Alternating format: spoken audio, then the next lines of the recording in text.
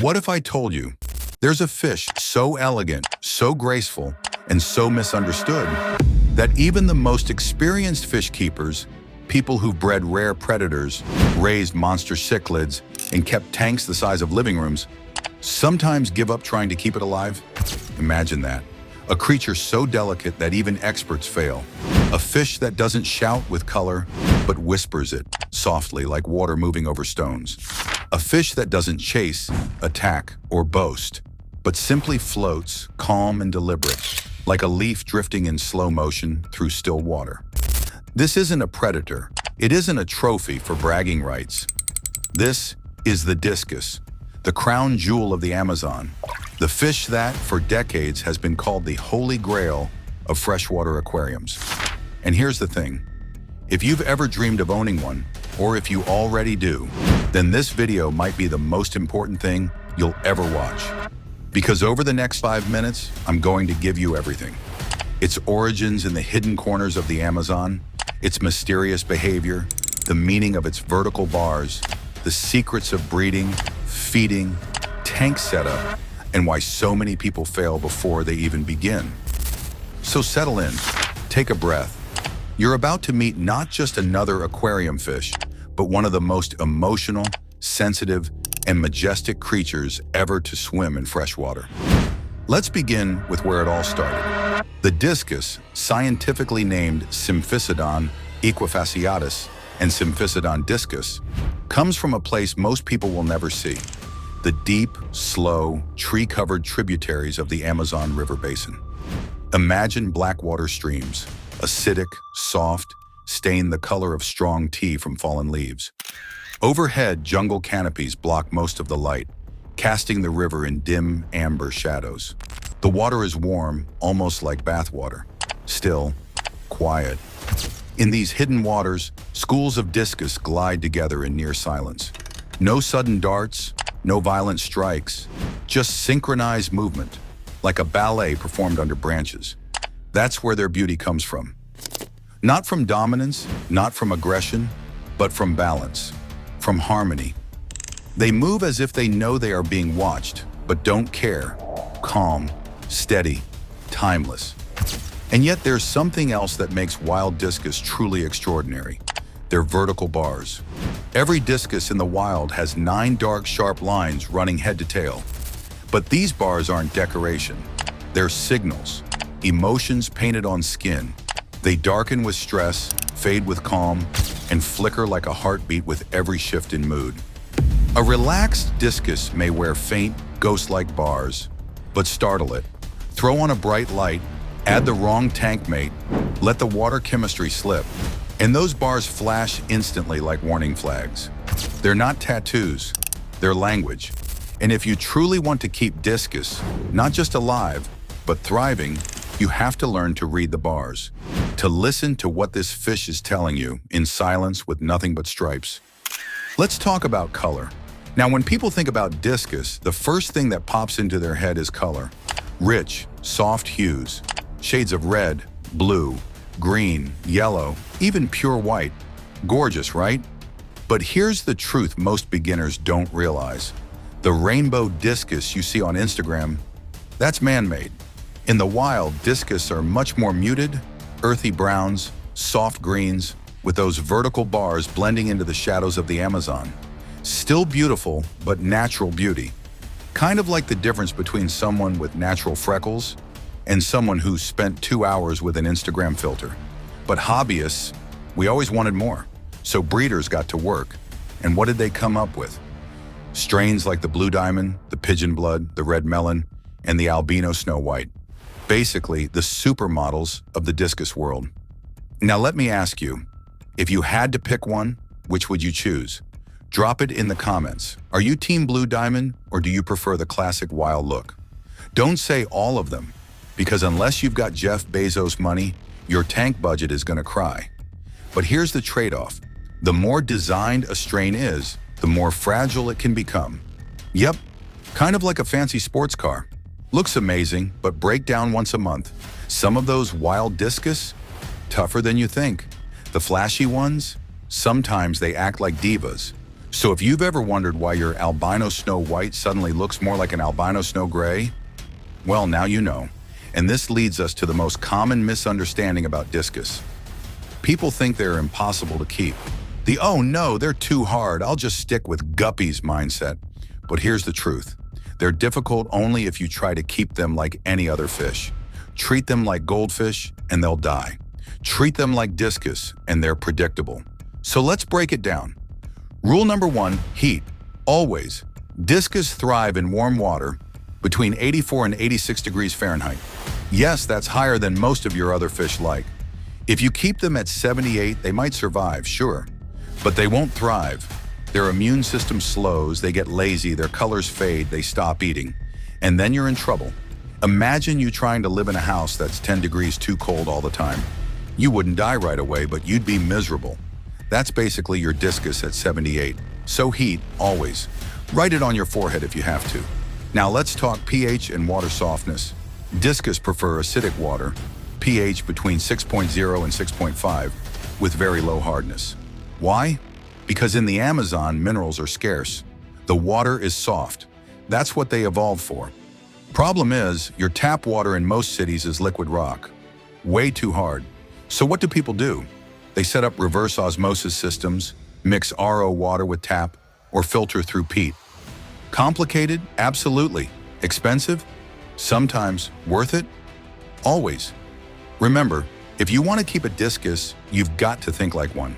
Now behavior. This is where things get fun. Discus are social, and not in the "oh, I like company" kind of way. No, they need groups. A single discus is like that one kid sitting alone at lunch. They hide, they darken, and they slowly waste away. But put them in a group, 6 or more, and it's like magic. They form hierarchies, they strut their stuff, they start exploring. Some even recognize the person who feeds them. Yep, you might not believe it, but your fish can tell if it's you or your roommate. But here's the catch. Every group has a boss, the dominant fish. And that guy?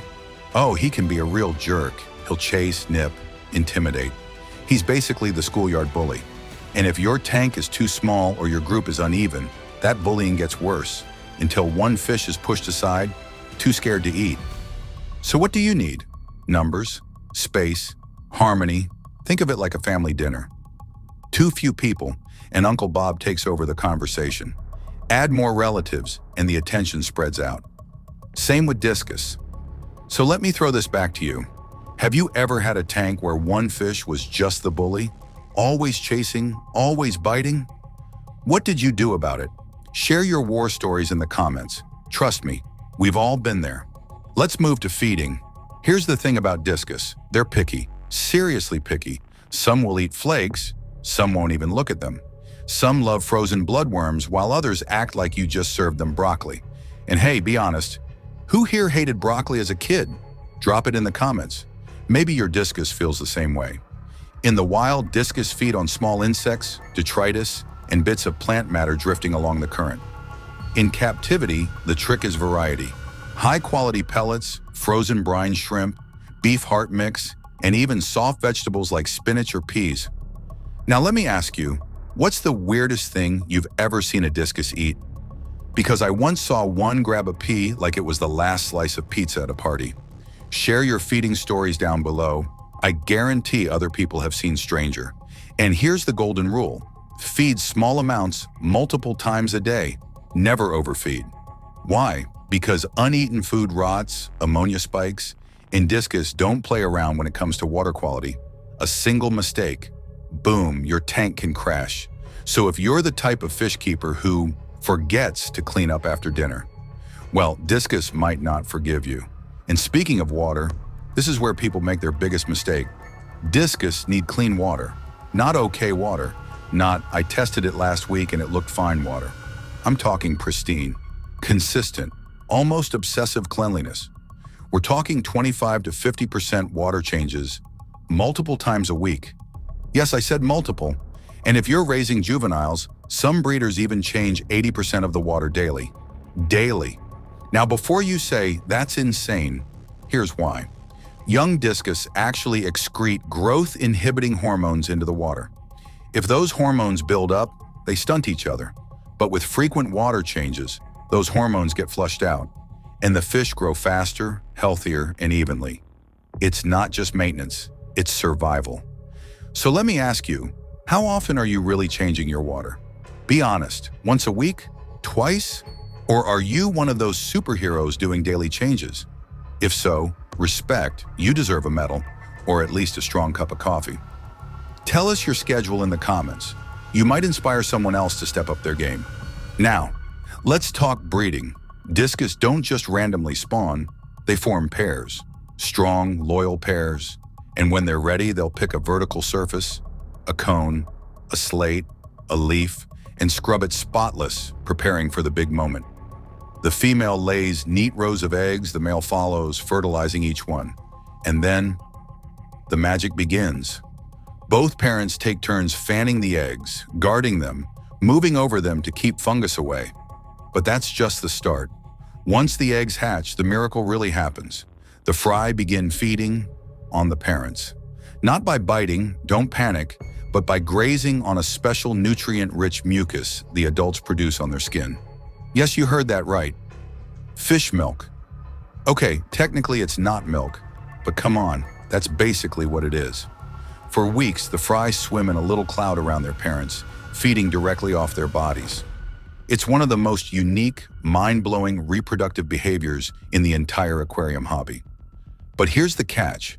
It only works if the water is perfect, if the parents feel safe, if you let nature happen without interfering. So let me ask you, have you ever seen discus fry feeding off their parents in person? Because the first time you see it, I promise, you'll just stand there with your jaw on the floor. If you have, share the moment in the comments. If not, would you want to try breeding them, or does that sound way too stressful? So now the question becomes, should you keep discus? Only if you're ready. Ready to learn, to sacrifice comfort, to change water not when you feel like it, but when they need it, to watch quietly instead of rushing, to accept that they grow slowly, that they test your patience, that their beauty unfolds like the turning of seasons, not overnight. Because discus will not bend to your schedule. They ask you to bend to theirs. They ask you to be steady when life is not. They ask you to care when no one is watching. And if you are ready, truly ready, then they will reward you with something no other fish can give. Peace. There's a stillness in their movement, like drifting leaves caught in a silent current. A grace in their silence, like a pause between heartbeats. A depth in their eyes that makes you stop whatever you were doing and simply look. They don't just swim, they glide, they drift, they wait, and when they trust you, when weeks of patience finally break through, they come forward, slowly, gently, almost shyly, like a wild animal that finally decides you are safe. That moment is not just a moment, it is a bond, a silent handshake between you and a creature that owes you nothing, but chooses to accept you anyway. That's what makes discus special, not the color, though their shades are like stained glass lit by sunlight. Not the rarity, though they are treasures among fish. It's the relationship, the earned trust, the quiet companionship.